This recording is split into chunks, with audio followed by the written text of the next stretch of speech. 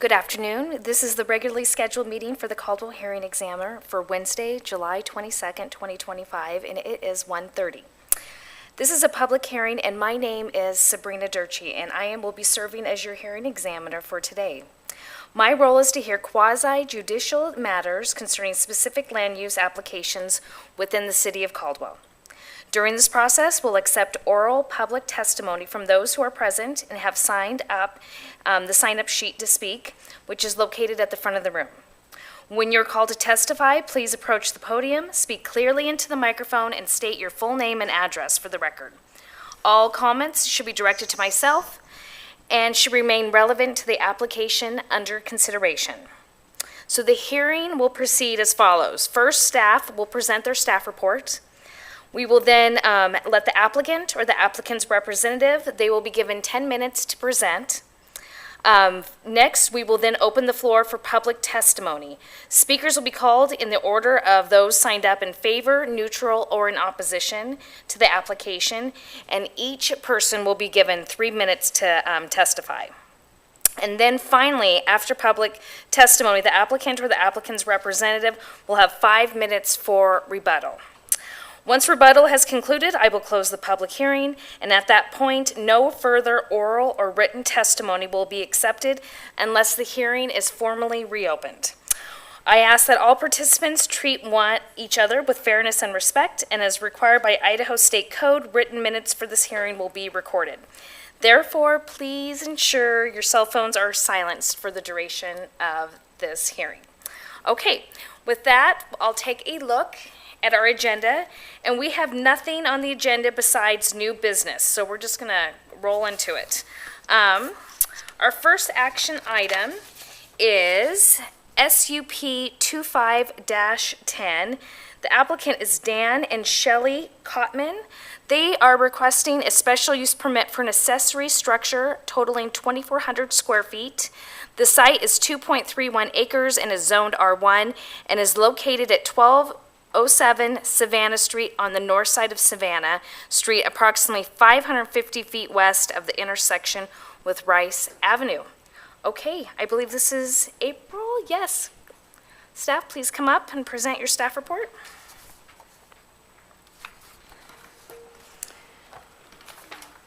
Good afternoon, Madam Hearing Examiner. Address is 205 South 6th Avenue, Caldwell, Idaho. My name is April Cabello, and I'm city planner.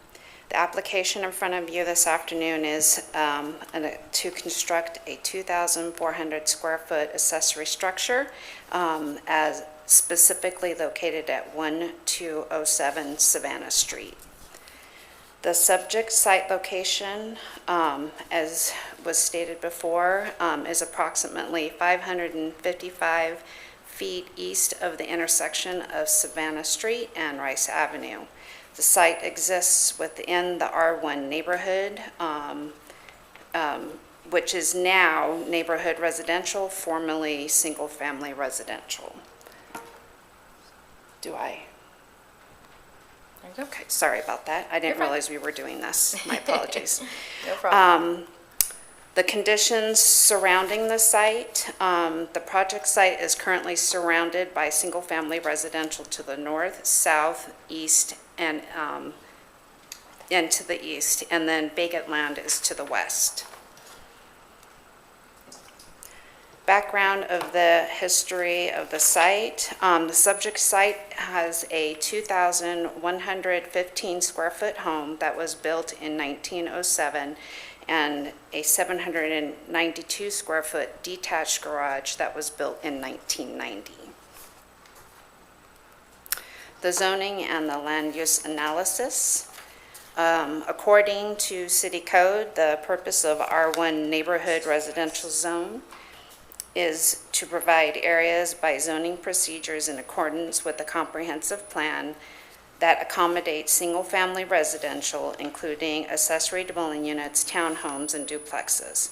Small-scale commercial uses may be found at major intersections of arterial and collector roadways, along with highway frontages, or as part of a planned unit development or master plan planned community in order to provide greater access of services to surrounding neighborhoods. The proposed 2,400 square foot structure requires a special use permit. Staff finds that the proposal for the 2,400 square foot structure in the R1 zone is consistent with the zoning district. The accessory structure is compatible with surrounding residential neighborhood. Comprehensive plan analysis. The comprehensive plan feature land use map depicts the subject site outlined in red as Neighborhood 2 in the recently adopted comprehensive plan. The surrounding parcels are designated as Neighborhood 2 to the north, south, east, and west, and within the designation, a variety of residential and non-residential uses exist. According to the comprehensive plan, Neighborhood 2 designated areas are intended for a variety of residential uses, including single-family, mid-density housing types. Commercial services are low to medium intense and generally are only found at major intersections of arterial or collector roads.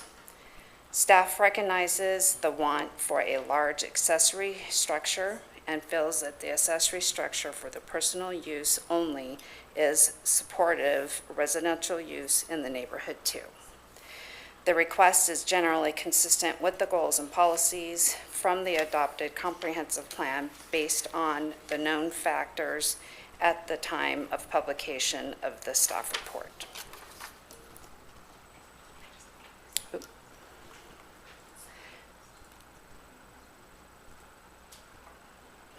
Sorry. Staff review and analysis. See if I can get back. There we go. So this is a view from the south wall facing north. The next few slides from 7 to 10 will be going and showing the elevations of the structure. The subject site is 2.31 acres and currently has the applicant's home and detached garage. The applicant would like to build a 19.6 foot tall, 2,400 square foot accessory structure for personal use. Caldwell City Code 10-12-03-1 2G has provisions addressing accessory structures in residential zones. The square footage of the accessory structure shall not be greater than that of the principal residence unless approved through a special use permit. Staff comments, the project was reviewed for compliance with the zoning requirements and was determined to be in compliance with the city zoning ordinance. The structure meets the current code for setbacks and height. New construction will trigger the requirement for the required 20-foot wide driveway to be paved with concrete or asphalt 25 feet into the site as per code 10-02-05 2C 123. So then, sorry, I should have went through. So these are elevations of the structure, and I can let the applicant explain on that when he comes up. Okay.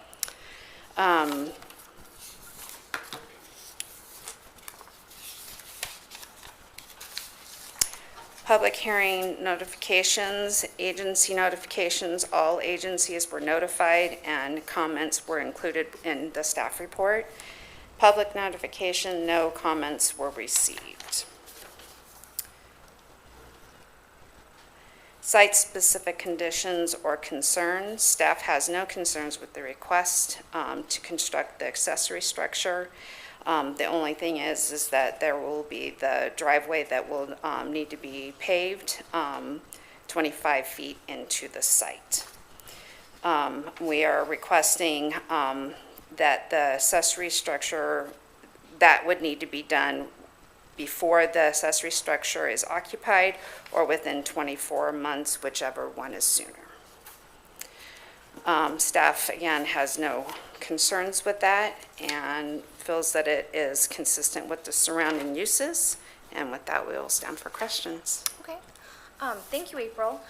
I didn't, you clarified, so the driveway has to be paved from Savannah 25 feet Into the site, Okay. correct. And that's based off of new construction. New construction code. Okay, great. I think I'm good. Thank you. Thank you. All right. Let me go back. So he can go. Sure. Yep. Perfect. Would the applicant or the applicant's representative like to come up? Please state your name and address for the record. Yeah, good afternoon. I'm Dan Kottman. I live at 1207 Savannah Street in the city of Caldwell. Great. And so, as she mentioned, the planning code says that your accessory structure can't be bigger than the square footage of your house. And my house is just a little smaller at 2,115 square feet. As she mentioned, it was built in 1907, so it's kind of a small house, and I've got plenty of space for it. But unfortunately, I'm over the 2115 at 2400, so that's really why I'm here today, is to ask for the approval for that. Other than that, I think I comply with everything else in terms of the zoning. Okay. Thank you, Dan. And this is just going to be strictly for your personal use. It looks like Right. that's going to be conditioned. And you're aware of the 25 feet, the concrete or asphalt that needs to be? Yeah, that gets rid of some of the weeds anyway. I get Okay. tired of having to go You're okay. spray those. Okay. Great. Okay. I really don't have, do you have anything else to share with me on this? No, not unless you have questions. Other than that, it's Okay. fairly straightforward. so. Yeah, okay. Thank Okay. you. Uh-huh. Thank you. I just had Dan signed up to speak. Is there anyone here in attendance that would like to speak on this case? And then, Dan, I don't know if you want rebuttal at all, or you do have a rebuttal time if you'd like.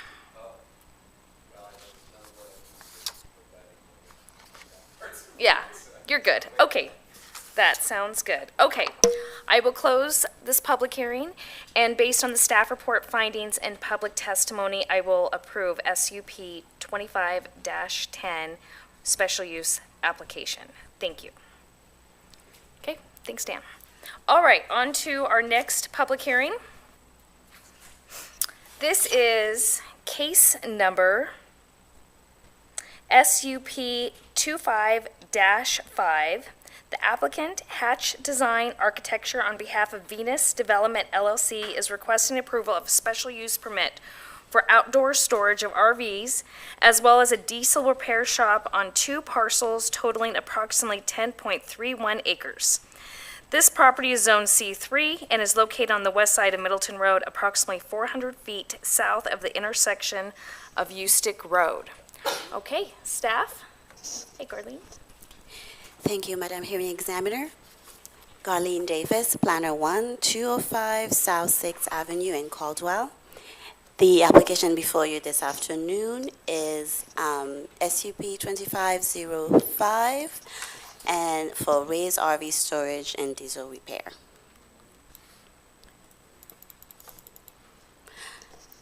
The subject site, consisting of 2 parcels, is located south of the Middleton Road and Ustick Road roundabout on the west side of Middleton Road, from which it will be accessed. The site is surrounded by a variety of land uses, including vacant commercial parcels, Zone C3, to the north and west, 2 storage businesses and the residential subdivision to the east, vacant county land to the south and west, and vacant airport designated land to the west. Oops. The property was annexed into the city through 2 separate applications, one in 2000 and another in 2001. On August 24, 2023, a special use permit, SUP 2304, was approved for a project titled Guardian Boat and RV Storage, which allowed the storage of boats and fully enclosed recreational vehicles. Since then, the applicant has revised the proposed use of the site. As a result, the previous SUP is no longer valid. Well, it is valid, but doesn't apply. The approval of this application will supersede and render the previous SUP null and void.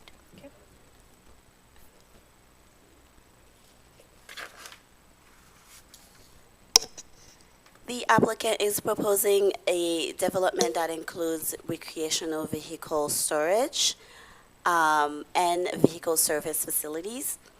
The site plan includes 115 partially covered RV parking spaces, 2 buildings with 34 fully enclosed RV bays, and it also features a diesel repair shop with 8 regular service bays and 1 oversized bay for large trucks.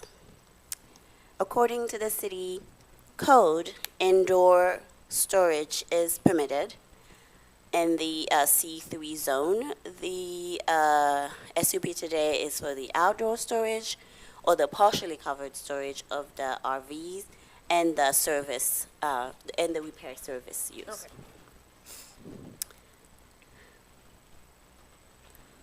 The comprehensive plan shows the subject site outlined in red as part of a mixed-use center. Nearby areas are also designated as mixed-use center and employment center in purple. And to the north, mixed-use center to the south, special purpose in blue, and mixed-use to the west, and neighborhood 2 to the east. According to the comp plan, mixed-use centers are busy commercial areas meant to attract people from across the city and beyond.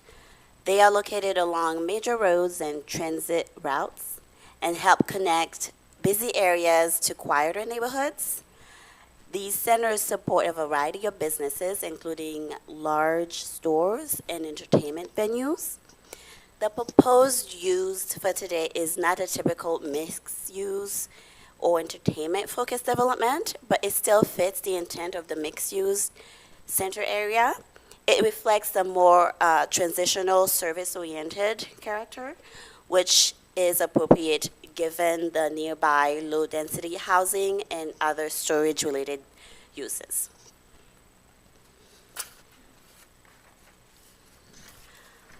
According to Caldwell City Code, the purpose of the C3 zone is to allow for more intensive service-based activities, some of which may be semi-industrial in nature.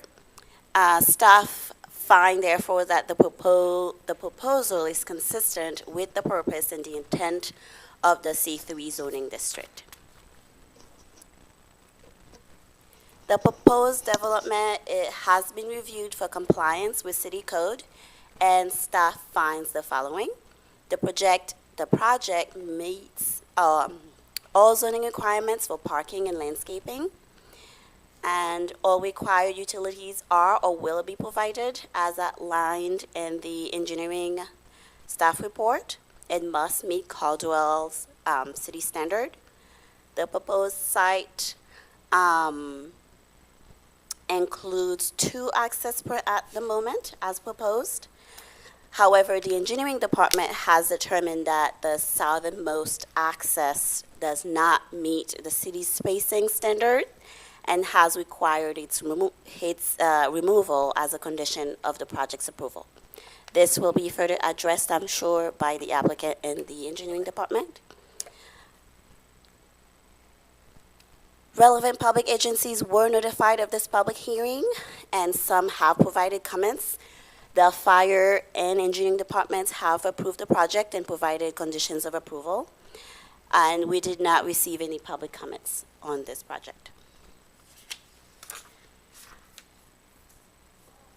As specific conditions for staff, the property owner shall grant a navigation easement to the city as a condition of application approval and prior to issuance of applicable CFOs, as the parcel is located in the APO1 overlay. There is a shared access by the middle property line for those two parcels. A cross-access easement must be recorded for parcel C at such time that either parcel is sold. And the applicant is proposing an 8-foot tall wrought iron fence with 6-inch wide vertical bars around the property. It is meant to be a security fence. According to the City of Caldwell Code Section 10-02-09, subsection 2, paragraph H, fences are not generally required unless needed for public health, safety, or welfare. For certain uses, such as a storage facility, the Community Development Director may require a solid fence that blocks the view of the site to the roadway. The proposed fence does not meet the requirement because it is not fully site obscuring. If full screening is necessary, the current design would not comply with the code. And since the proposed use requires conditional approval from yourself, staff would recommend that the hearing examiner decides whether the site obscuring fence is needed. If it is determined as needed, the applicant would need to revise the design to include a solid material that fully screens the site. Staff recommends that if the hearing examiner approves the special use permit based on these conditions, on these required findings for approval, the approval be subject to the conditions outlined in the findings of fact, conclusions of law, and order of decision. And these required findings are here for your review. With that, I will stand for any questions. Thank you. I think my concern, my question is for Haley for the access points. Can you walk me through the city's concerns so I can address those with the applicant if needed? Yes, absolutely. Thank you, hearing examiner. The concerns with the access points are the spacing between their two proposed locations. We have an access management policy as well as a Middleton corridor plan. Our access management policy for a principal arterial describes that we will allow for a right-in, right-out spaced 450 feet or 520 feet. I can't remember if the speed limit at this location is 45 or 50 miles per hour. I think it's 50. So I think that our access spacing manual would say the right-in, right-outs need to be 520 feet apart. Okay. For a full access, we limit full access on our principal arterials, typically just at intersections, rather than along the principal arterial. We also have a Middleton corridor plan where we looked at this road specifically. The goal of the Middleton corridor plan was to ensure safe traffic maneuver.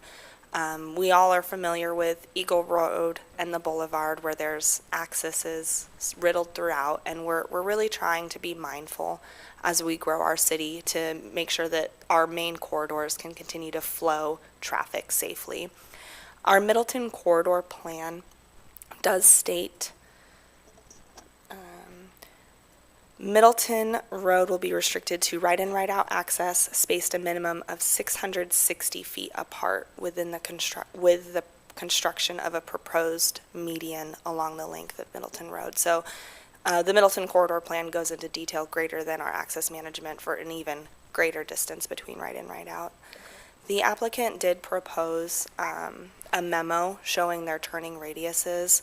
I understand and I recognize that it's more ideal to have multiple access, but like I stated, engineering is really trying to make a concerted effort to minimize impact on our major corridors so that we can have safe movement. Their proposed states that the southern access would be, it sounds like, limited to just the maneuver leaving the site and that it could be restricted. That sounds great in theory. The city would have no regulation on if that were to actually remain a restricted access once it was approved. It would be very easy for that gate to just simply remain open. Because it's a wider exit access, they wanted to keep it wide for semi-trucks. It would still operate as a full access essentially. So that would be the engineering department's concerns with having these two accesses spaced as currently designed. Okay. So Haley, with the two access points, the one was going to be restricted by gate, but you're concerned that the gate could be open at all times. There's not going to be restricting access. And the access points are too close, not only not meeting our Middleton Road new policy standards, but also public safety issues. That is correct. And Madam Examiner, if you look on the southern portion of the site, you can see that there's a turning, we'll call it the turning loom, that they have shown in their line work. Okay. Okay, actually, could we bring up the site plan? It would Yes. just be super helpful. Yeah. Um, Can you okay, bring this that little, up, Hannah? little T access so that they did have a turnaround area? Yeah, so that turning loom is part of the Middleton Corridor plan to provide locations where people can do a U-turn, where left turns are going to be restricted one day. So you can see their access is just going to be slightly above that turning loom.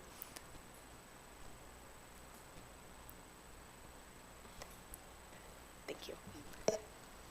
It looks like the access is going to be just right above where that turning loom is. Can you see? Do you want me to point to it? Yeah, do you mind? I see the cross hatching, but I think I know what you're talking about, but just in case, do you have Does the, this have po- a- she has the pointer, she can, do we have a pointer? Just get up and Okay. You'll use your finger. I'll just tiptoe right here. At the bottom, like in the, okay.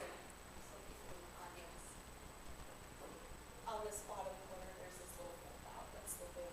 Okay. Okay, thank you for clarifying. Oh, and then Haley, did you read their updated memo as far as their site access evaluation? I saw their updated memo today. I didn't, I read through it quickly. I will admit I didn't have time to read it as thoroughly as I typically would have liked to, but I did quickly skim through it. I looked at the exhibits. Like I said, I understand why those access points function well for their site.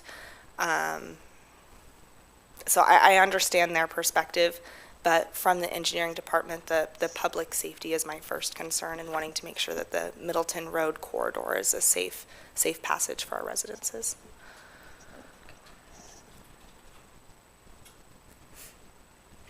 Okay, I think that's my only question. Would the applicant or the applicant's representative like to come up and speak, please?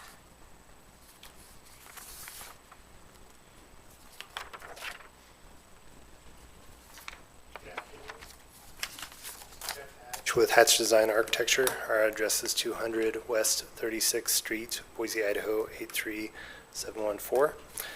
Good afternoon, Madam Hearings Examiner. Thank you for your consideration of our special use application this afternoon.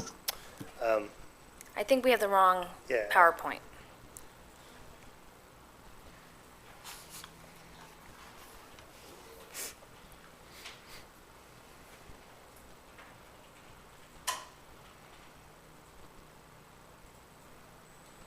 Can we start his time fresh? Yeah, John, thank you.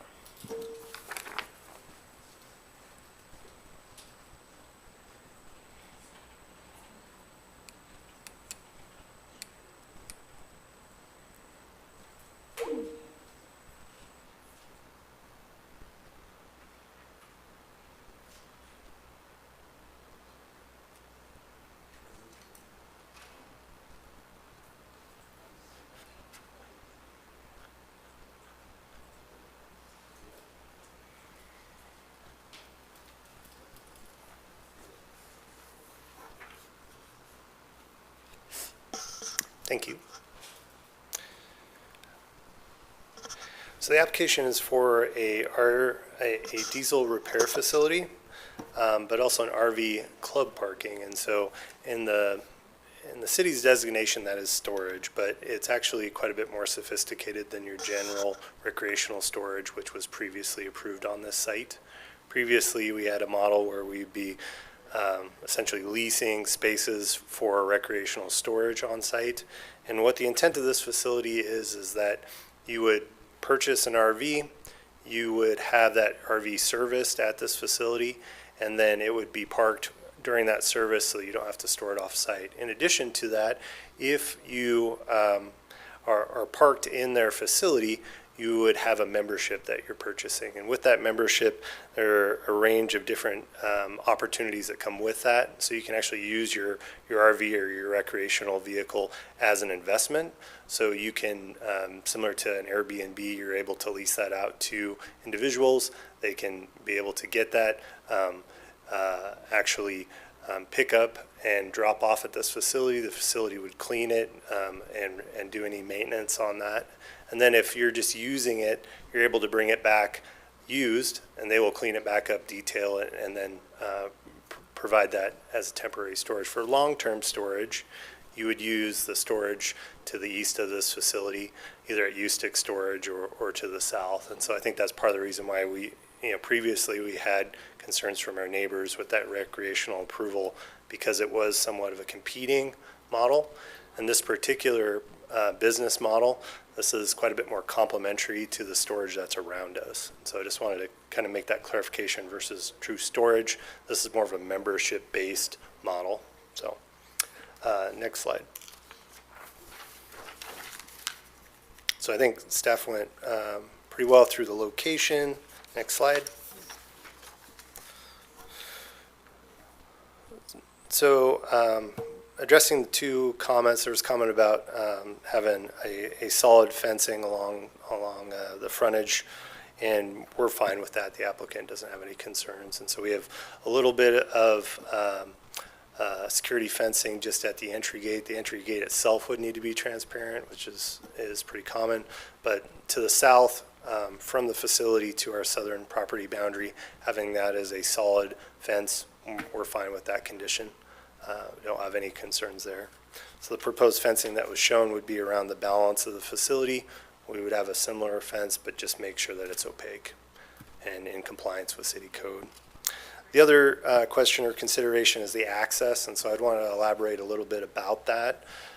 In the past, when we had our recreational storage approved on this site, we had two access points. We had a primary access point and we had an emergency access point for fire engines. And so what we did is, in this case, we're still proposing the two access points, but the southerly access point would not be publicly accessed. You wouldn't be intending to discharge nor enter from that. It would be gated and would only be used exclusively for the event that we have an RV or a large tractor, because their intent is not only just diesel repair for recreational vehicles, but also your large semi-truck tractors. And that's a specialty in this valley, so it's a rather unique facility in that it'll be doing large diesel block repair. So with that, being able to get those vehicles into the property is fine based on our maneuvering from our current access.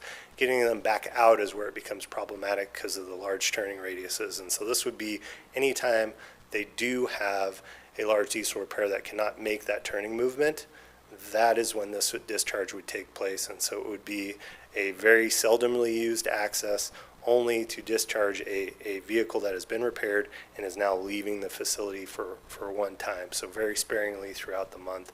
And that was really conveyed in the warrant traffic analysis, but then with that later exhibit addendum to that, just clarifying the frequency of use of being less than about 6 to 12 per month. So you're not even talking daily trip uses, you're talking very seldom. So next slide. Landscaping plan versus what was previously approved. We have basically a cohesive development. Previously, we primarily focused on the frontage, and now we have landscaping around all of the boundaries of this development, which I think works well for a nice cohesive frontage. Plus, we have more frontage than we previously had, so it'll help with the development of this pedestrian access that we're wanting along this corridor. Next slide.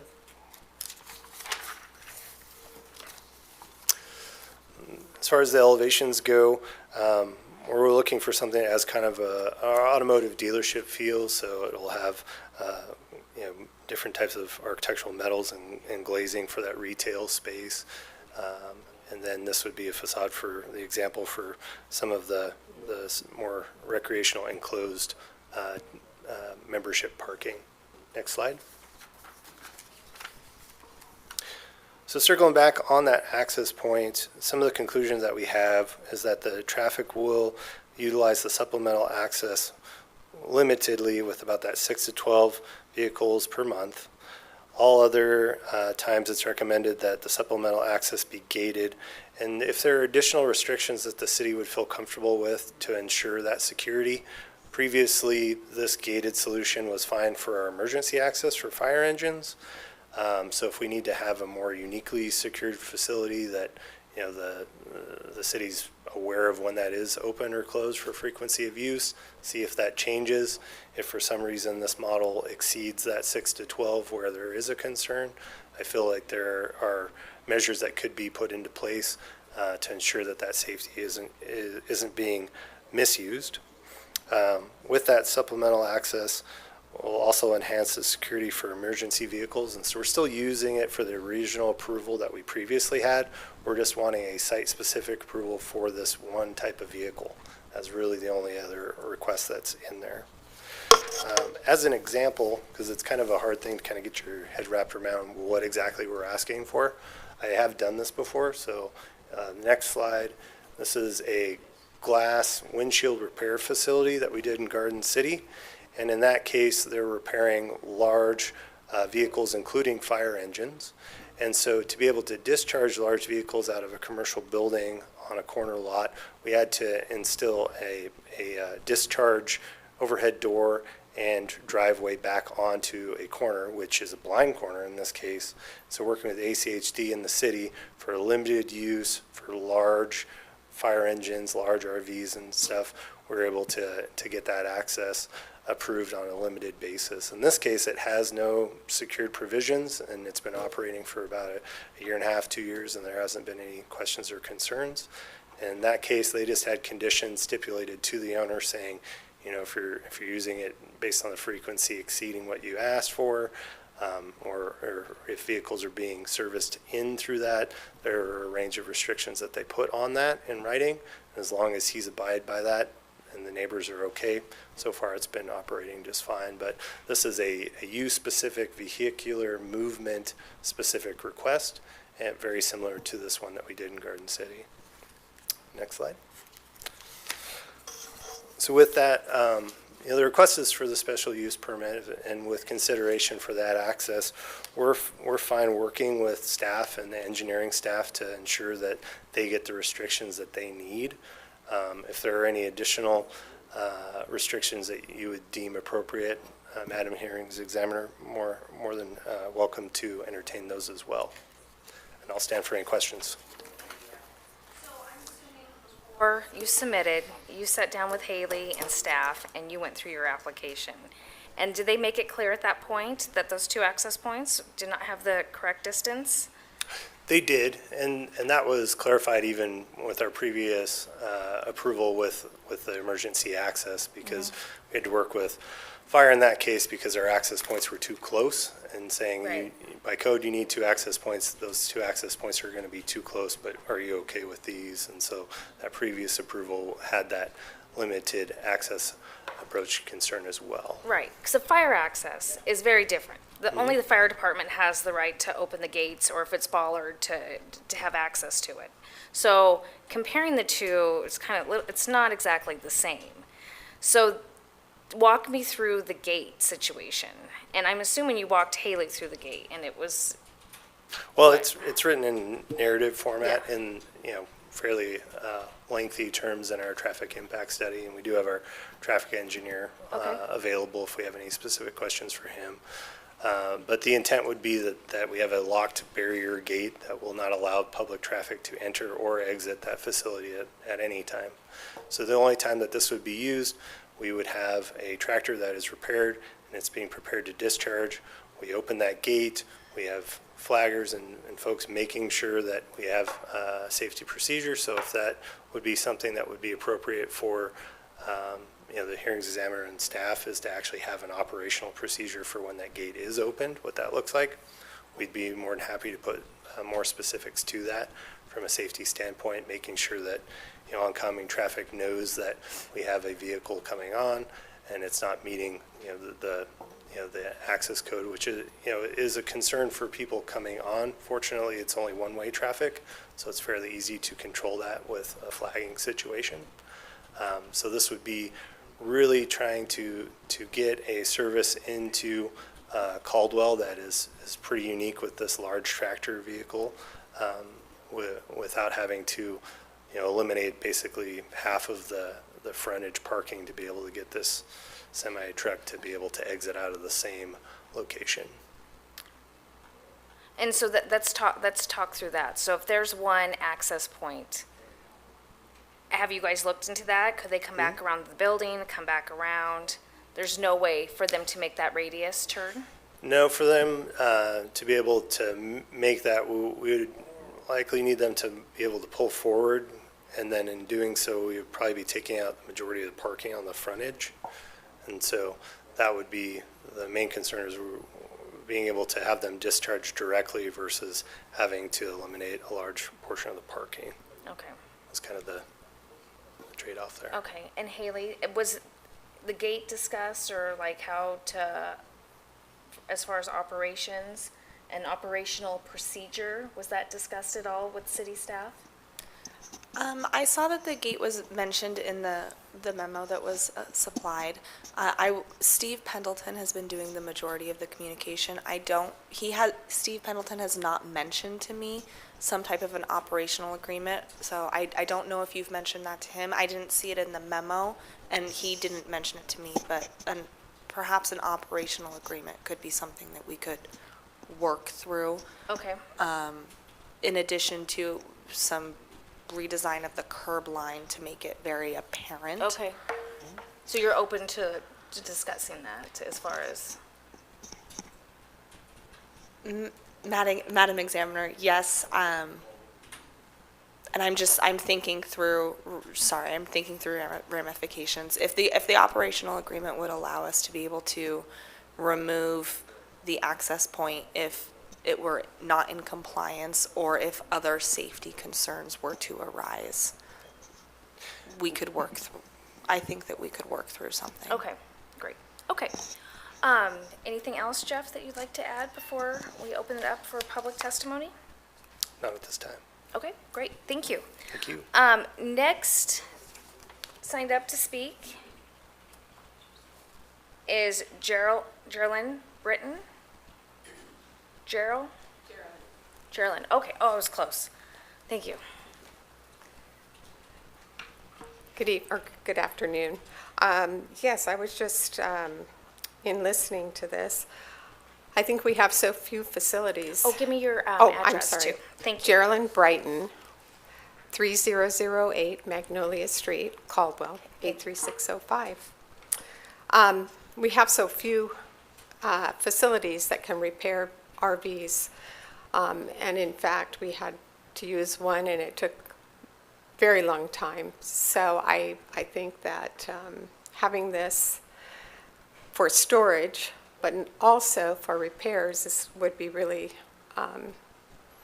of use to Caldwell and Nampa, and even probably from beyond. It's a very good location and open right now.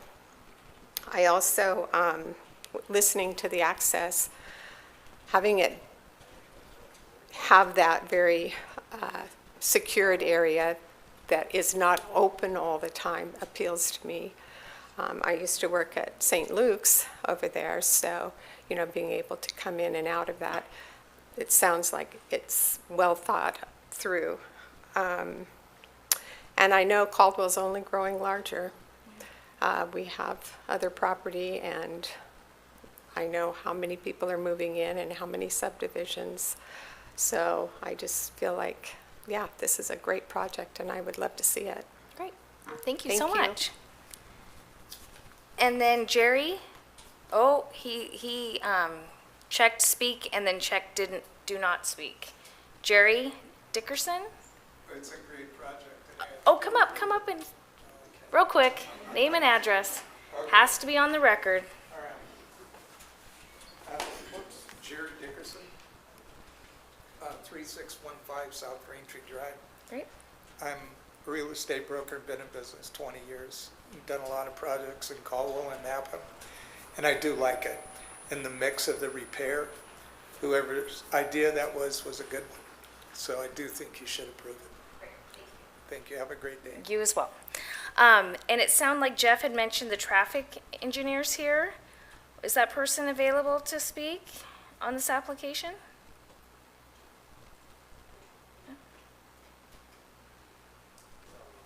Oh, he's online. Okay. Oh, I think we let him, IT, do we have him ready? Yeah, let's have him. And maybe he can talk about an operational procedure for the gate.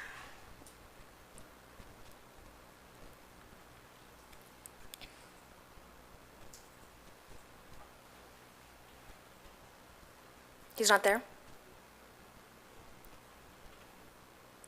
Did you let him into the meeting?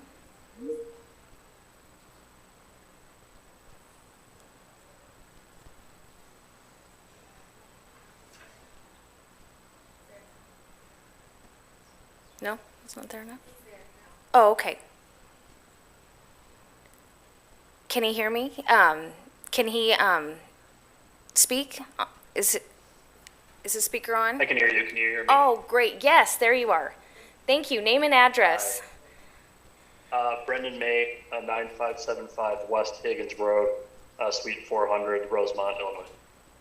Okay, great. So can you walk us through the access and the turn radius for the larger vehicles? And then can you speak on behalf of the, maybe on the gate, on the operation protocol, or something that can alleviate the city's concerns with those two access points? Sure. So when performing our evaluation, we were looking at the ability of a large truck to be able to turn out where the discharge area was in relation to the building to be able to access Middleton Road. So in that, we performed a series of truck turning maneuvers, most notably being our Exhibit B, which shows what happens when a truck with a trailer tries to exit the discharge area and then access via the northerly access point. So in doing that maneuver, we found a series of areas of conflicts, whether with the parking spaces provided on the east side of the building, the ability of that truck to make a U-turn maneuver to continue south on Middleton Road, and one of those conflict points being as a truck is making that turn to go back south, it encroaches on the northbound through lane. So with working with Jeff, we provided feedback via if the secondary southern access point was provided, a truck would be able to continue straight east from the discharge area, and then the width was determined so that it could turn to go south on Middleton Road without encroaching on the northbound through lane, keeping it out of the travel path. Then understanding the limited usage of this access drive and understanding the concerns related to spacing and not wanting it to be frequently used, that's when we recommended that it be gated. It was our intention that the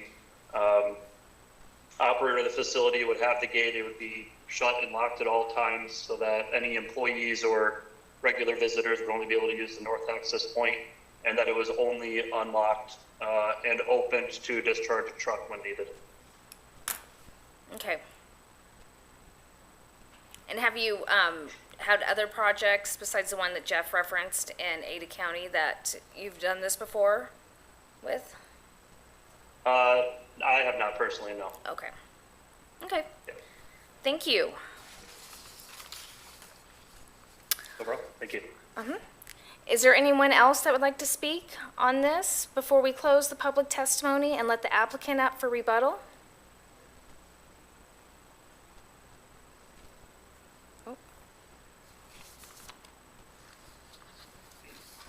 Briefly, Okay, come up, please. Name and address. Greg Fernie, F-E-R-N-E-Y, 4549 North Mackenzie Lane. So I'm the owner of Venus Development. Okay. And so I've worked with Mark Gross and his wife Erin.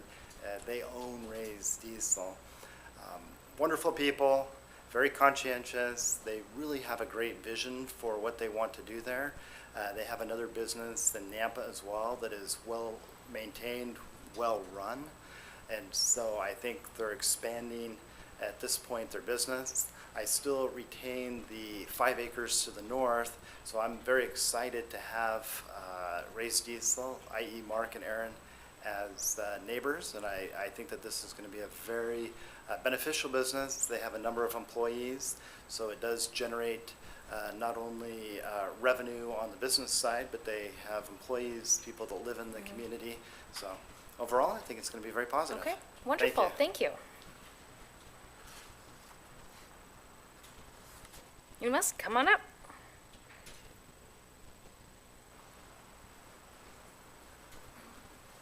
Thank you, Madam Examiner.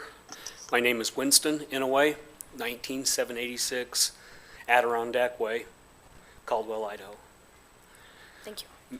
Madam, just to further what Greg had talked about, just a person that's been a customer of Ray's Diesel in their current location, friends with them for some time, just excellent people. I live in the business world myself, and just to go in and see their operation and the things that they've implemented with their employees, incentive programs, safety programs, how they've cleaned their current place up from what it was when they first moved there. It's just really incredible. It's impeccable. And the fact that they do this within the confines that they're restricted to where they're at, which is a relatively small place, it's pretty incredible. You know, I must admit, I've been a customer just as recently as a year ago, and with my diesel pickup, not a semi-truck, but working with their employees and talking to them, you can just tell. And we've all seen that when a person's in an organization that they like and they trust, that exudes when you speak to them. So just wanted to, I lived just down the road. I travel that road daily. So in the area, in the vicinity, I recommend Mark and his wife, just based on their character and what they say and do. I would like this project approved. Great. Thank you, Madam Examiner. Yes. Is there anyone else that'd like to come up and speak? Okay. Jeff, your rebuttal? Like to come back up?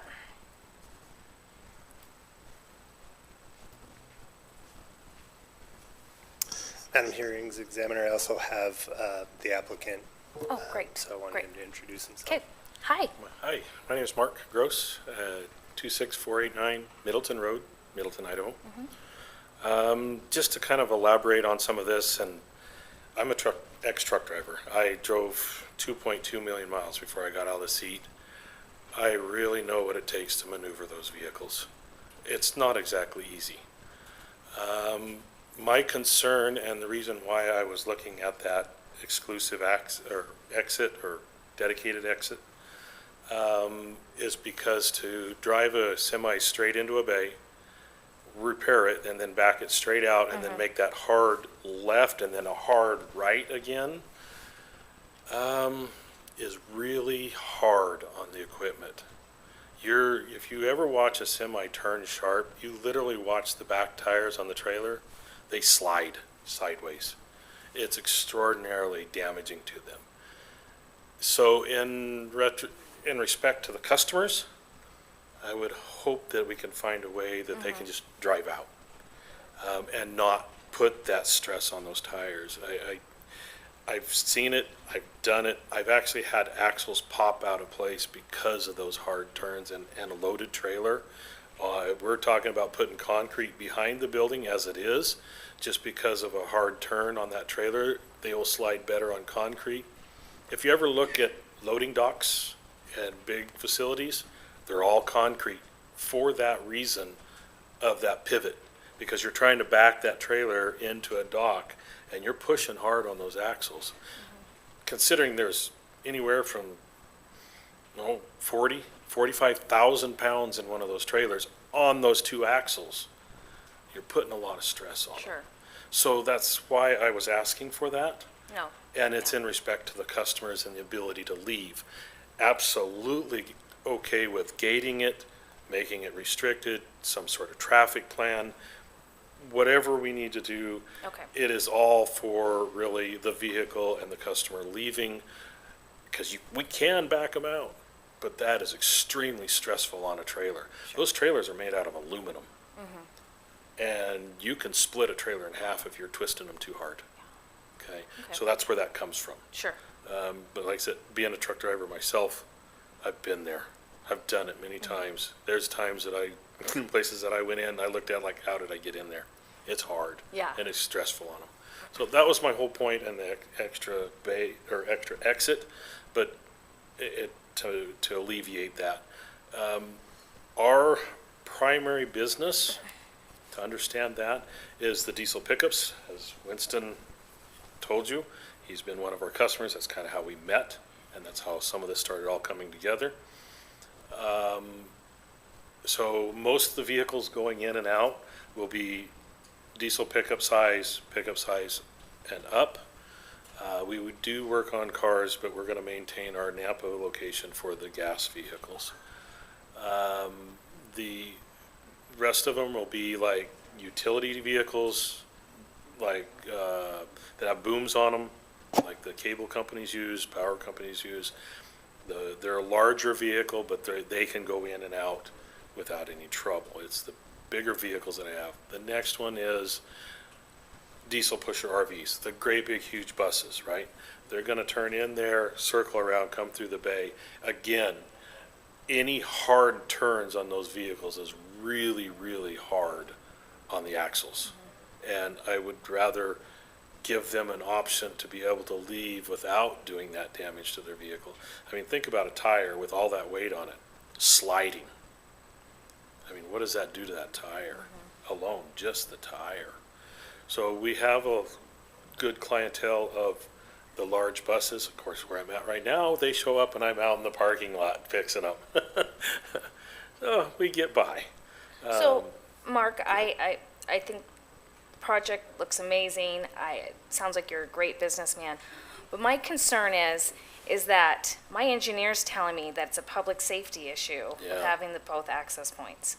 And my whole theory is like, maybe we should pause and then you guys have another conversation with engineering and see if you guys can come up with an operational procedure or manual that staff's comfortable with, that you're comfortable with, that we can get this project approved then.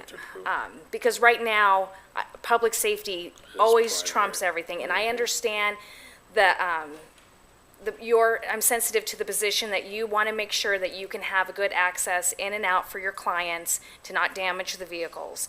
And I think that I'm totally sympathetic to that, but I think we're going to have to kind of meet in the middle and have another conversation. So Haley, what are your thoughts on that?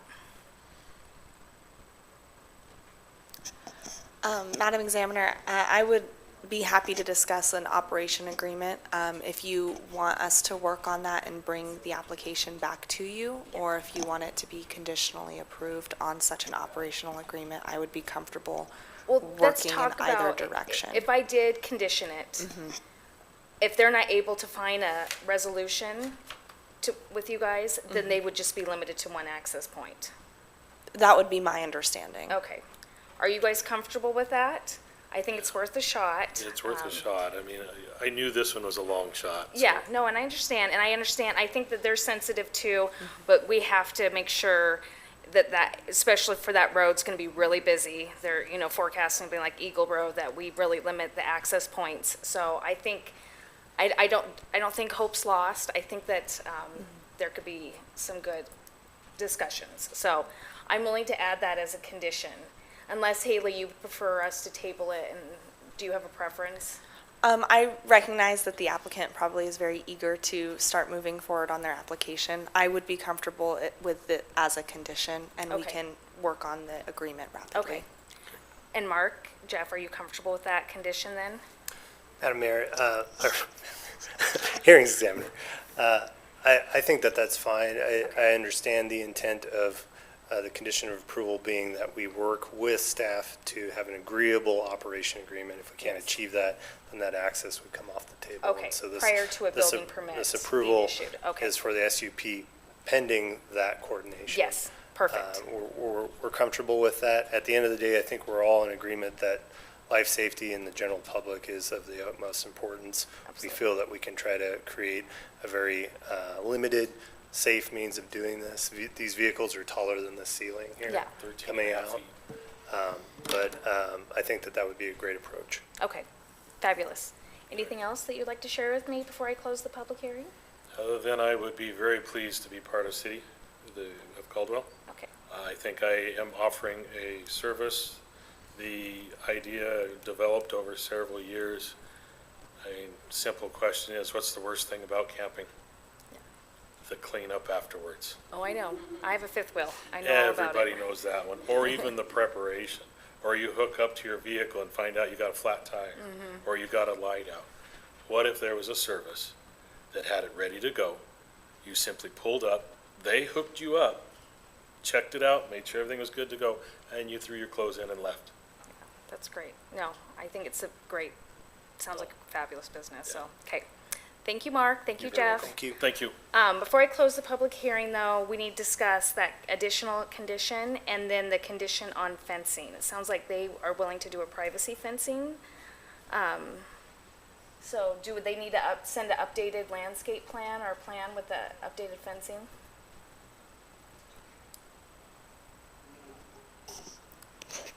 Morgan Bisa, Planning and Zoning. The only comment I had is that my understanding from the architect was that they were willing to do privacy screening along the frontage, but not necessarily along the other three sides. And so I would want to defer to you whether you thought that that was sufficient or whether solid fencing was required around the entire perimeter. And yes, we can write the condition that it would be reviewed. I think it's written so that's reviewed at time of building permit. Perfect. Jeff, can you come back up one more time on the fencing?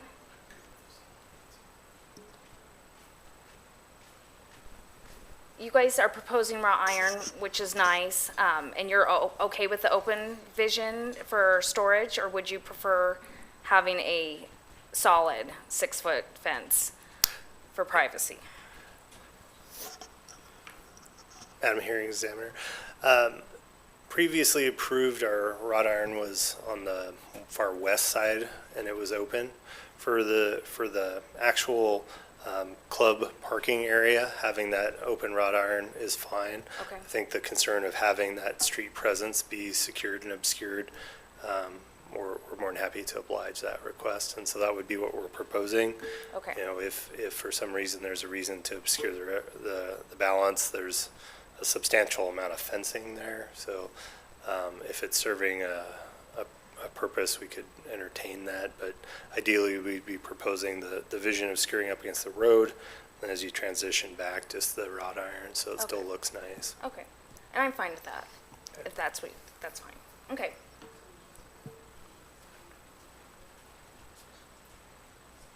I'll just hold tight before I close the hearing. We're good? Yeah? Thumbs up?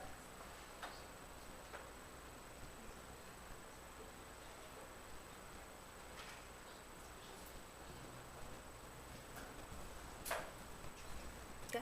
Do you have the language for the added condition?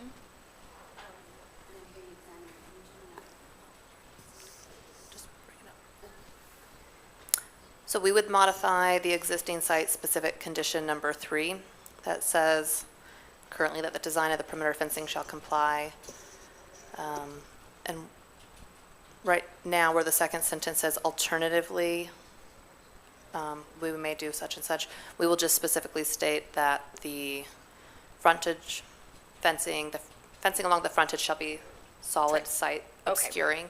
to be Perfect. approved by staff during building permit, and then the remainder can be as submitted with the cast iron. Okay, or wrought perfect. iron, rather, sorry. Okay, thank you. And with that, I'm going to close the public hearing. And based on the staff report, findings, public testimony, the adjustments of those 2 extra conditions, I will approve SUP 25-05 special use application. Thank you.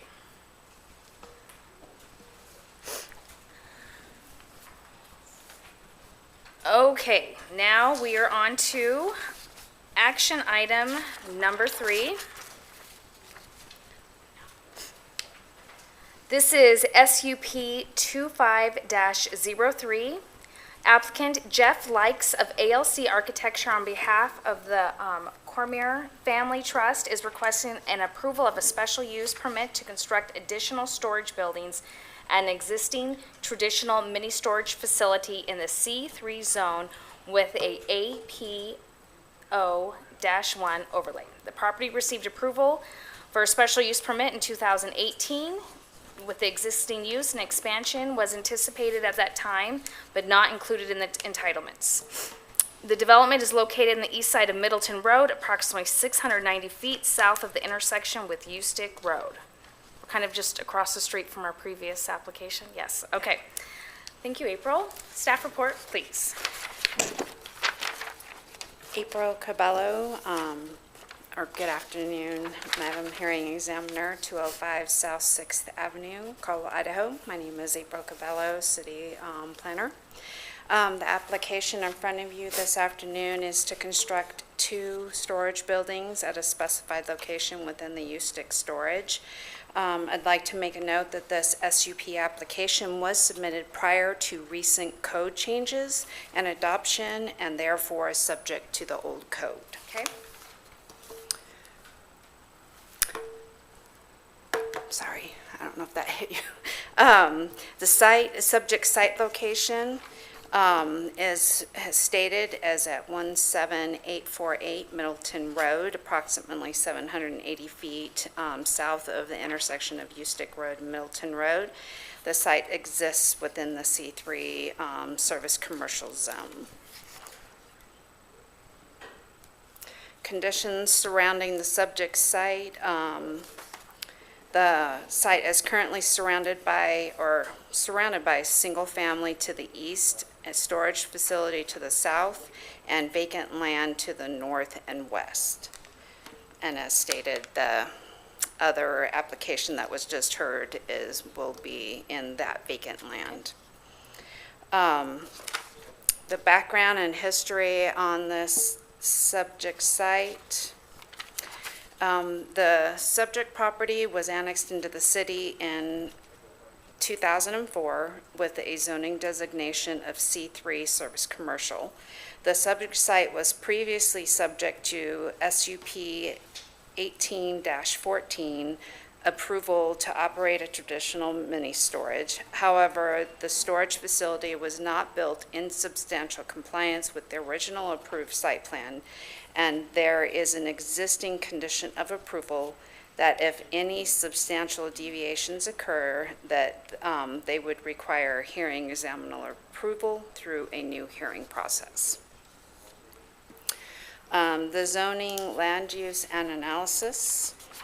According to City Code, prior to April 21st, 2025, the purpose of the C3 service commercial zone is to provide areas by zoning procedure in accordance with the comprehensive plan that provide suitable areas where activities of service nature, which are more intensive in character than in other commercial zones, which may be semi-industrial in character, may be carried out in conjunction with the policies of the comprehensive plan.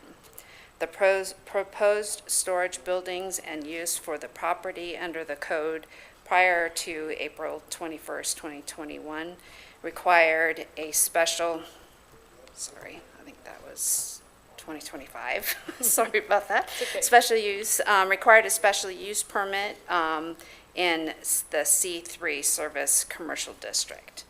Staff finds that the proposal for the storage buildings in the C3 zone to be consistent with the zoning district prior to the code change. The project aims to utilize the area that was already approved for storage buildings, therefore enhances the availability of storage unit operations for the existing and surrounding neighborhoods. The comprehensive plan analysis. The comprehensive plan future land map depicts, and outlined in blue the neighborhood 2, the recently adopted Caldwell Comprehensive Plan. The surrounding parcels are designated as neighborhood 2 to the north, south, and east, and mixed use to the west. Within each of these designations, a variety of uses, residential and non-residential, are existing, and the area has seen a number of changes over the year. According to the current comprehensive plan, neighborhood 2 designation areas are intended for a variety of residential uses, including single-family and multi-density housing types. Commercial services are low to medium intensity and are generally only found at major intersections or arterial or collector roads. The mixed-use areas are intended for a wide array of commercial uses that serve residents and visitors. These areas provide for large commercial facilities that can include major shopping, entertainment, employment, and employment options. Staff recognizes that the want for storage units and feels that the storage units are supportive and non-residential use in neighborhood 2. Since it is in the APO 1 overlay zone, no residential uses are permitted, so it is a reasonable request. Staff finds that the project was started prior to the current City of Caldwell Comprehensive Plan, and at the time the project started in 2018, it was compliant with the 2040 City of Caldwell Comprehensive Plan. In addition, the overall proposed development plan is generally consistent with the goals and policies from the adopted comprehensive plan. Staff review and analysis. The subject site was previously subject to the SUP 1814 approval to operate a traditional mini storage. However, that was not built to substantial compliance with the original approved site plan, and there is an existing condition that if substantially does not meet that site plan, then they shall require approval through the special use hearing process. They are requesting to add 2 additional buildings, 1 storage structure of 17,248 square feet, and 1 being 16,450 square feet, with roughly 36 parking spaces per structure to the existing storage facility, which requires the requirement of a hearing level approval. The proposed storage building and use for this property under the code prior to April 21st, 2021 required a special use in the C3 Service Commercial District. Staff finds that the proposal for the storage buildings in the C3 zone to be consistent with the zoning district prior to the change of the code. The project aims to utilize the area that was already approved on the previous special use. And again, this is in the APO overlay zone, and so no residential uses would be permitted in this area, so it is a reasonable request. Public agencies were notified, and all comments were placed in the staff report, and no public comments were received. Staff has no concerns with the request to construct the 2 additional storage buildings to be added to the existing traditional mini storage. Again, this SUP was submitted prior to the recent zoning code change and adoption, and so therefore is subject to the old code. We are requiring that there would be a 15-foot landscape buffer, the full length of the property, between the storage facility and the single-family residential, and shall be in accordance with the code prior to April 25th, 2025. And that would fall under Code Section 10-07-10, buffers between land uses.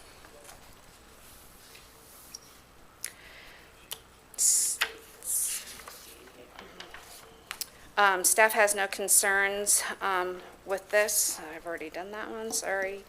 Staff feels the request is consistent with the surrounding uses and stands for any questions.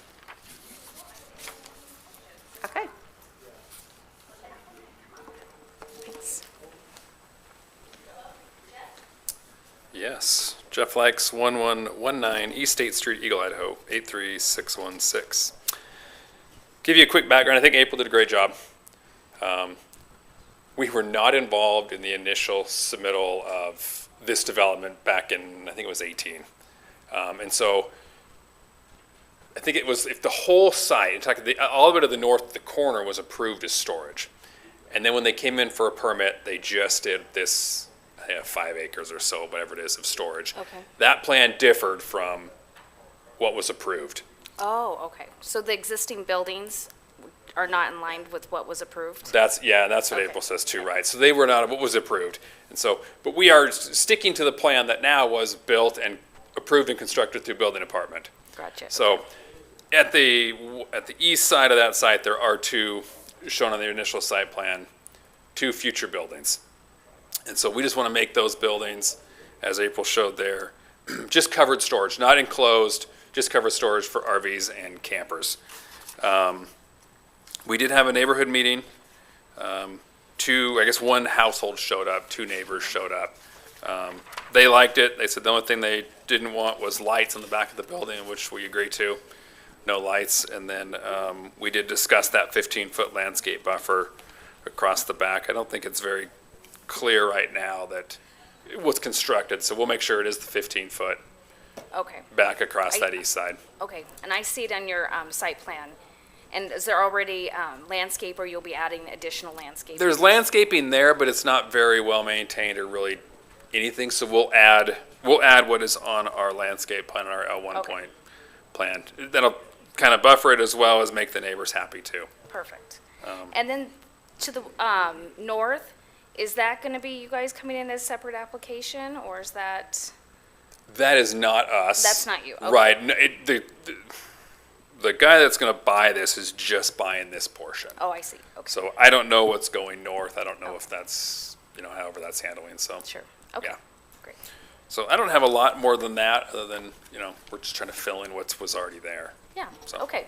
And I did have a question. Why did the site not, substantially meet the previous application? So it kind of bad on the applicant and bad on building department for issuing a. It's fine. We're correcting it now. I don't know if any of us were involved in it, and so I Yeah, really can't yeah. comment It's on okay, it's how okay. it ended up, Yeah. We're just trying to, I guess, go with what we have and what's Right, been and finish out the constructed. project. Yeah, Right. I completely understand. Okay. Yeah.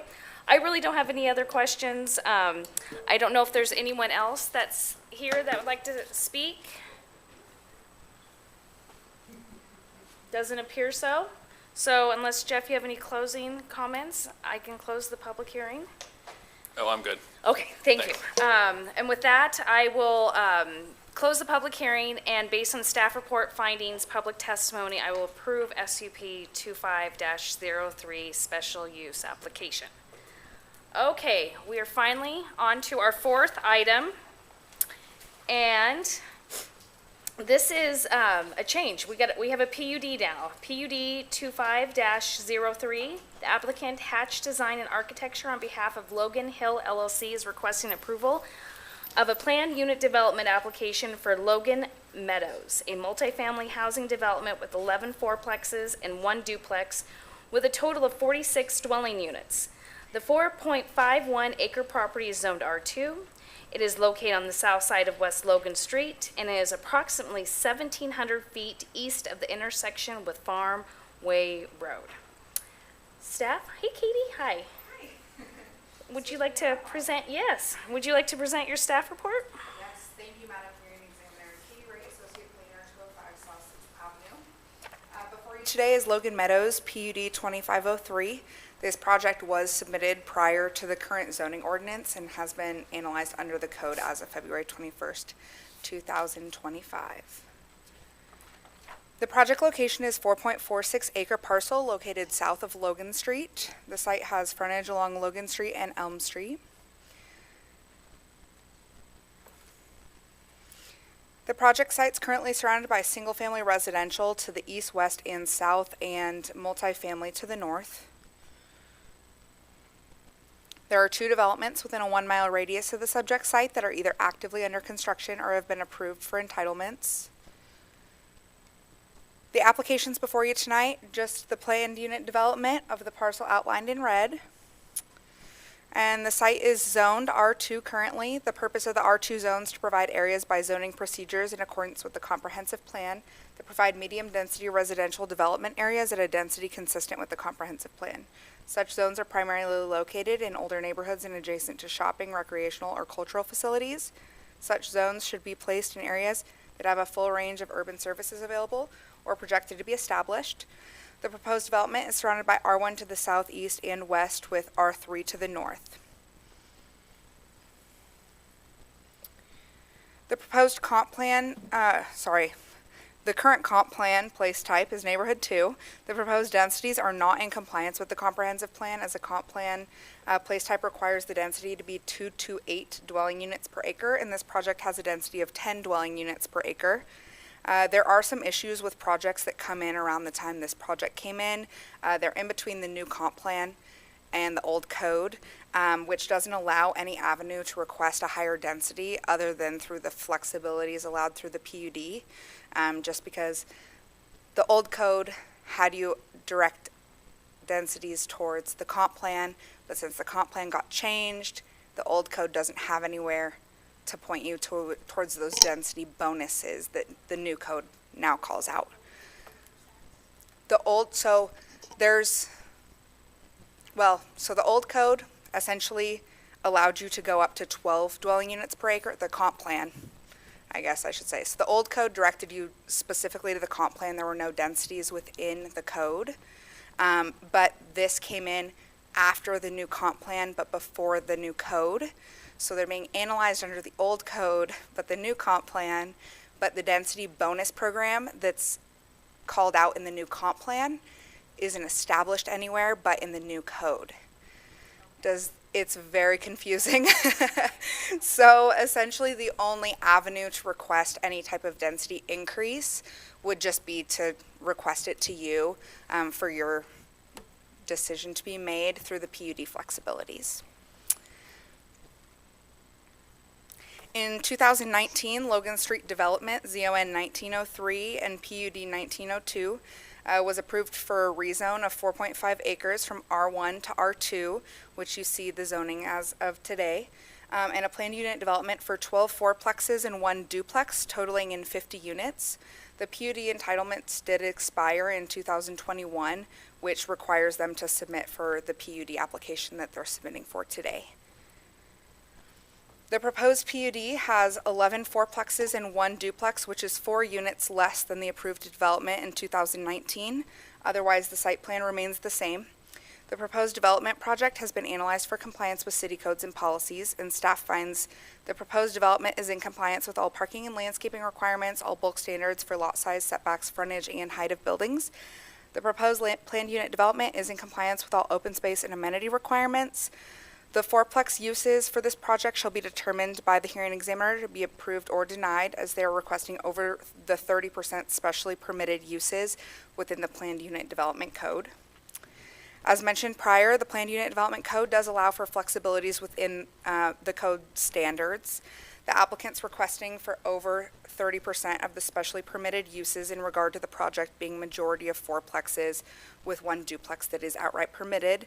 They're also requesting there be an allowance for density increase from 2 to 8 dwelling units per acre to 10 dwelling units per acre. This is updated and reflected in the staff report, and both of these flexibilities are required to allow them to align with their originally approved project in 2019. The proposed development will have adequate site access and all utilities are available or will be available as outlined in the engineering staff report. Public agencies were notified and asked to provide comments. The only agency that had comments was Caldwell School District, just mentioned perks of improving street sections in the area and potential increase in residential to bring more commercial for families in the area. And we received 3 public comments. Lacey and William Fosbener, I apologize if I butcher any names, did not state their opposition on the application, but they had questions about maintenance of the site and potential future tenants. Kevin and Amaris D, not going to try and butcher that one, did not state their position on the application, but they did request that there be no vehicular access to Elm Street, which the applicant's not proposing at this time. And Connie Bleal was in opposition due to the current condition of Logan Street and concerns for parking. Staff is requesting that the condition be changed to at time of building permit for some of these items, as the hearing examiner will be the final decision maker on this application, as it won't be going to city council. And the applicant has agreed to these conditions, and based on the existing site plan, staff believes these items will not change the overall layout of the site. And staff recommends, if the hearing examiner approves the request, that such request is subject to the conditions as specified in the findings of facts, conclusions of law, and order of decision. And I stand for questions. Yes. Yes. Yes. Correct. Correct. Yes. Yes. The zone doesn't have a density, the comp plan does. Correct. And it's meeting the old zoning code and the new zoning code. So it's just not meeting the old comp plan, or the new comp plan. Oh. So, I You go- know. we'll I we'll know, get this. I We'll know. get through this. Staff has also walked through this multiple Yeah, times I'm together. sure you have. So essentially, the old code and the old comp plan. The old code referred you to the comp plan for densities across the board. They had no mention of numbers, anything of that sort. The old comp plan that the old code referred you to mentioned that with a planned unit development, in what used to be the medium density residential designation on the comp plan, that allowed you to get up to 12 dwelling units per acre. That was that density increase that once was there. Now moving forward, with the new code, it does have requirements for densities, but it still aligns with the comp plan. So if they were to have moved forward in either of those sections, new code, new comp plan, it would not meet the densities. Okay. But they didn't do that. The only thing that would have allowed them to move forward now would be doing the density bonus program. The density bonus program is mentioned in the new comp plan, but all of the criteria are in the new code. So that's where the gap is. So if they're going under the new comp plan, but the old code, it mentions the density bonus program, but there's no criteria for that yet. Does that make sense? So they could fall under the density bonus program, but there's no criteria yet for it. But do we have an idea of what that criteria might be? So there is in the new code. Okay. They just didn't come in under the new code. So the only criteria is mentioned in the new code. It's not mentioned in the comp plan. All it says is meet the density bonus program criteria. Okay. And that criteria is outlined in the new code, but they're submitting under the old code. So, just for fun, can you Yeah. explain to me what the density bonus program is and what qualifications Yeah. they need to meet? Yeah, so there's essentially a breakdown. It's kind of a matrix with different points assigned for different items. So if you go above and beyond on open space and amenities, that can gain you points towards how much additional density you can get. If you have, is it universal design? If you have units that meet universal design, depending on how many units out of your project meet that, you get a certain number of points towards additional density. So Okay. there's There's a a whole bunch of- breakdown in a lot of different Right. things, deed restrictions, things like that. Do you know did you take a look at it just to see if they qualified for any Madam of those? Hearing Examiner, I did not. Because it's just under the old code? Yes, Okay. correct, Okay. yeah. So there still wouldn't have necessarily been the avenue for them to utilize that. Right. For your decision-making. I could Sure. see why that would be helpful. It would be, I'm just curious. They, I mean, if they were to come under the new code now, all of the uses here would be allowed. The only thing really that they would have to do that would be a larger difference would be that density bonus program. All of the other things are additional open space, additional amenities, additional landscaping of sorts in certain areas. Those would be the big changes with the new code. Okay. So if they came in, resubmitted under the new code, they could be allowed to do what they're doing except the density? They would have to do it through an SUP So instead still of an a SUP, PUD. same situation? It wouldn't be a PUD. They would just, yeah. I did earlier. Under the new code, they would have to make a lot of changes to the site. Additional parking would probably be their most hindering Okay. item. The main reason they're coming before you today is that they, as I mentioned, their entitlements have lapsed, and there is no way that they'd be able to revive those besides coming back before you, which we had discussed with the old code. They just caught in that weird gap. Yeah, okay, all right. You did great. I had a lot of questions, I'm sorry. No, it's okay. It's a confusing situation. No, and I'm Thank sure you. this has happened with some other applications. Yeah. We'll flush through them. Okay, so, looks like we have Jeff again. Jeff, would you like to come up? Name and address again?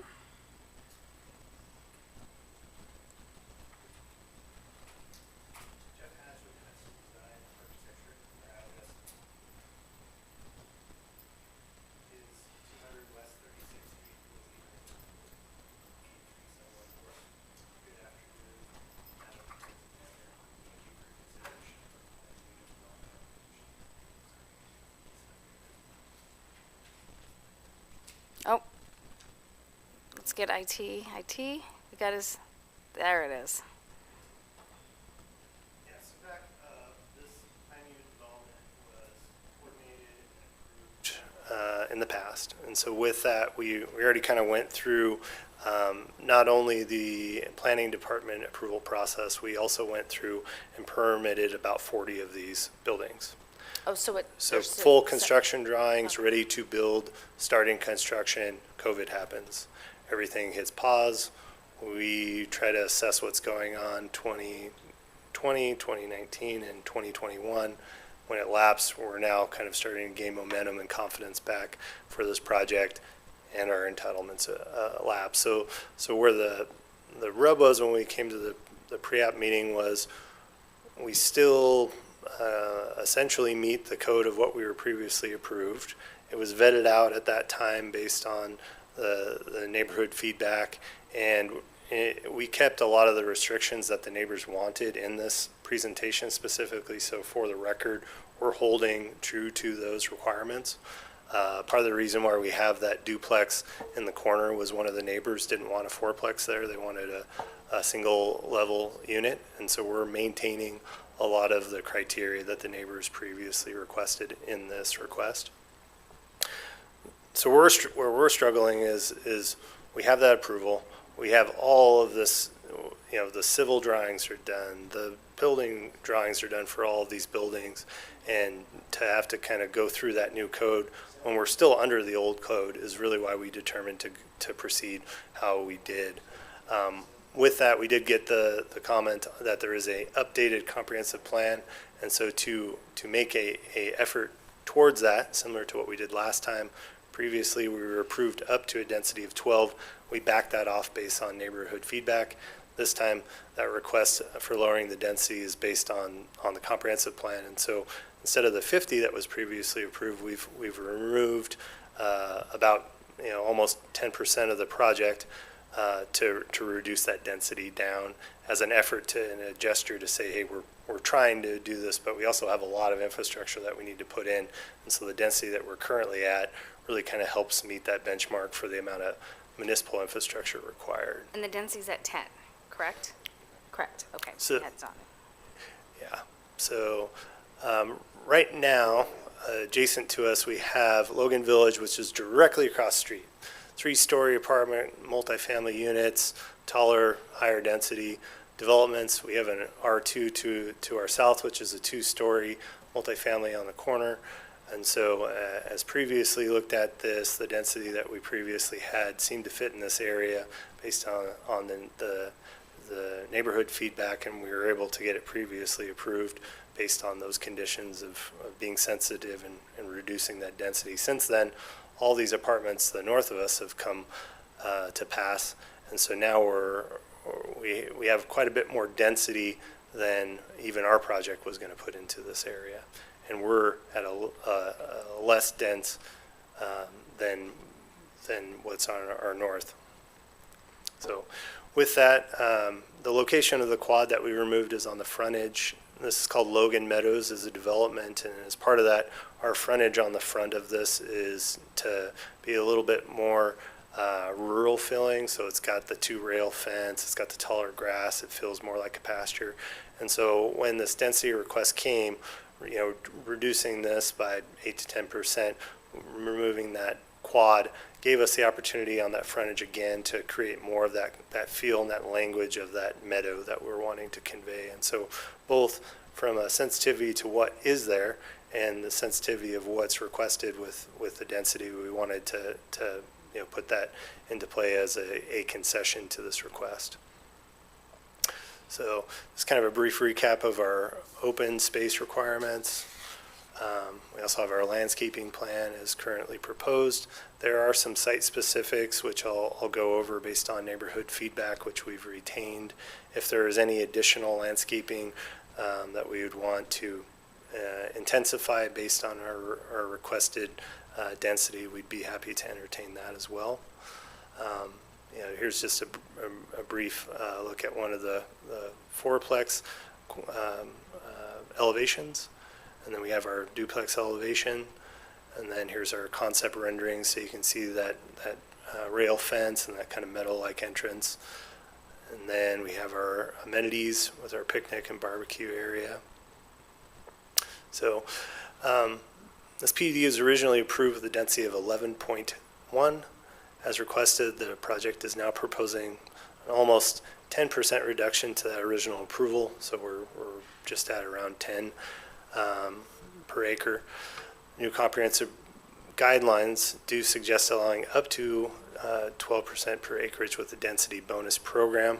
And in looking at that program, we do meet a lot of the criteria. The universal design, if you are aware of that, has a lot to do with your type A restrictions on construction. The IECC and their interpretation of fair housing is a little vague, but we went ahead and did a formal request for interpretation on mixes of uses in a property very similar to this in Caldwell. And in that case, the ruling was that they deemed that type A was applicable if you're on one parcel. At this time, we're not intending to subdivide this into individual parcels. And so the development based on that code really mandates that we have some type A units on the property, and so that's already in the construction drawings that we have and would meet and satisfy some of those universal design codes as required for that density bonus. So some of the site-specific neighborhood comments that are already in the plans and in the construction drawings that were previously approved. We have the reduction from a quad to a duplex on that northwest corner. And with that, a 10-foot setback on the western boundary of that duplex, which is increased from what it was previously. So we shifted that away from that property line based on that neighbor's comments. The garage parking for the duplex is enclosed, which was another request of that particular neighbor. She wanted a hedge of arborvitaes on that for privacy from her kind of farm-like area that she has in her backyard. And so we're continuing to abide by that request of having a row of arborvitaes. And then she wanted to make sure that this wasn't something that was phased, and so our intent would be there would be no bonding for the privacy fence, and that would be built with the development of the property. So when the construction takes place, we need to install that fence to minimize disruption of her lifestyle. In addition to that, during our most recent neighborhood meeting, there was comments about sidewalks. So we have that 7-foot sidewalk on Logan and Elm. There was some comments, and this is a consideration, and I'm saying it as a consideration. I'm supportive of connectivity and pedestrian access. Our neighbors on Elm were not particularly keen of having connection from Elm into this development. If, Madam Hearing Examiner, you would feel comfortable eliminating that, that was a request from our neighbors. We're fine with what was proposed and previously proposed as well. We're not trying to get out of a sidewalk. It's just the connectivity sidewalk that they're requesting. Some of them said they'd like the entire sidewalk removed. We're fine with the sidewalk and the connection. If you deem it appropriate to eliminate one or both of those, that is a suggestion from the neighbors. As far as parking, our parking recap requires 70 parking spaces, and we're overparked by 41 at this time in this code. And so our intent was to make sure that we don't have people parking off-street and closing off our pedestrian and vehicular access onto Elm, eliminating people to be able to access vehicularly from Elm, helps secure a lot of the safety concerns and also concerns for parking. So the fact that we're overparked, we have some enclosed parking on the property, and we've eliminated access from that less trafficked drive than Logan was kind of the main concerns that we had from the neighbors. And as far as site maintenance, the site will be maintained to promote safety and security, tenant satisfaction. The property owner is also working with Biltmore, which is a well-known developer in the valley, does good quality product, and is very familiar with site maintenance. And then, as I previously mentioned, that pedestrian access to Elm, which we currently have, which is great for ADA connectivity within our neighborhood. The suggestion of keeping that is great for ADA access. Eliminating that would be a comment that the neighbors had. And I will stand for any questions. Okay, thank you, Jeff. So for the old entitlements, sounds like you got far enough. You had construction plans approved, submitted? So- About 40 different permits. Okay, so why didn't you file an extension? I believe we did file some extensions. As far as for the PUD itself, we did not satisfy the extension request for that. Okay. And then the reasoning to submit it under the old code was that you already have plans, it's already meeting those code requirements, so you don't have to rinse and repeat, can you use those again, you don't have to start from. I mean, Madam Hearing Examiner, when we did the initial pre-application meeting, nobody knows everything. But they said, well, our code's going to be changing soon. You have this all previously approved. It seems pretty straightforward. So if you have everything, just submit now. And we did. And so it only came to light during that review, oh, the only thing that has changed since you had these previous approval is we did adopt this new comprehensive plan. How can you address that? Okay. And that's why we eliminated that quad. That one quad, okay, great. I don't think I have any other questions. Let me see if we have some public testimony, and then you can come back up for your rebuttal. Okay, thank you. Okay, thank you, Jeff.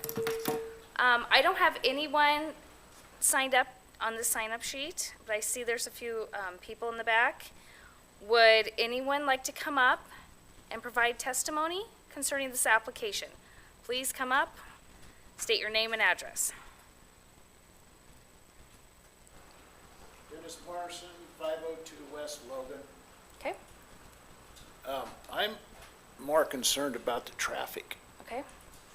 And Logan's bumpy as hell. The road's gonna need to be, it's been sealed, chipped for the last 30 years.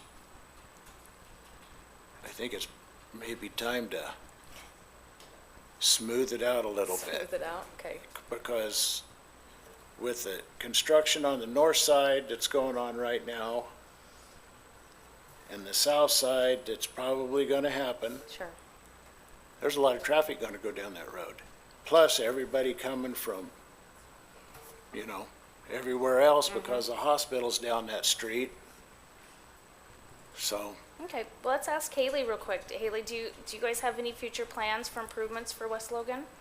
And what improvements is the applicant gonna be making for their portion? Madam Examiner, we do not currently have Logan Street as one of our CIP projects. I do not foresee us going out and doing any improvements on Logan Street in the foreseeable future.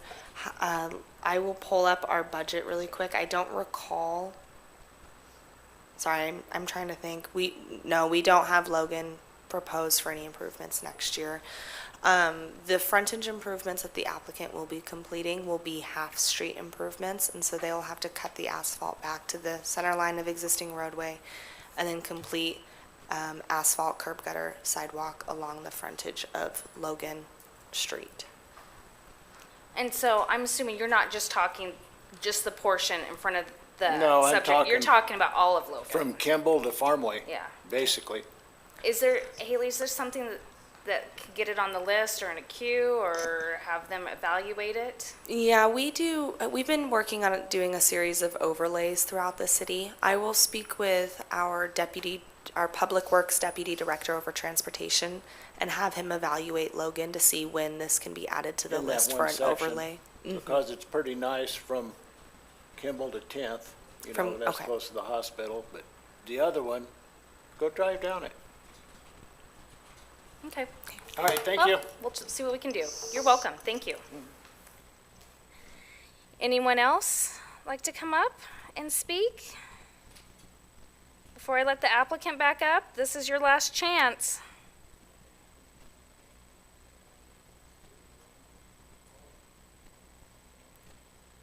All right, Jeff, rebuttal time. Name and address one more time.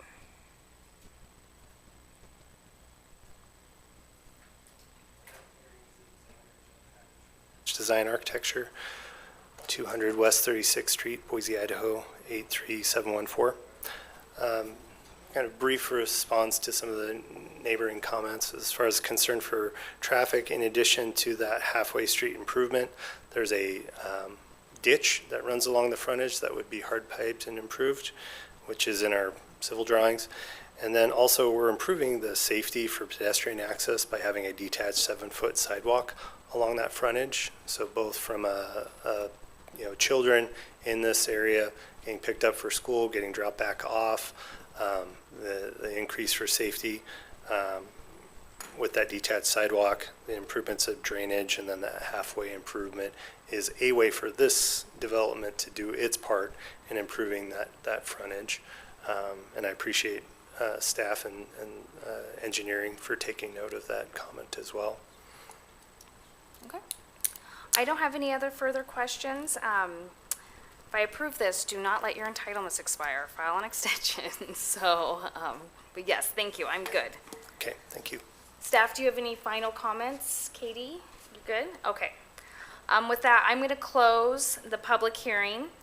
And based on the staff report findings, public testimony, I will approve the PUD 25-03 planned unit development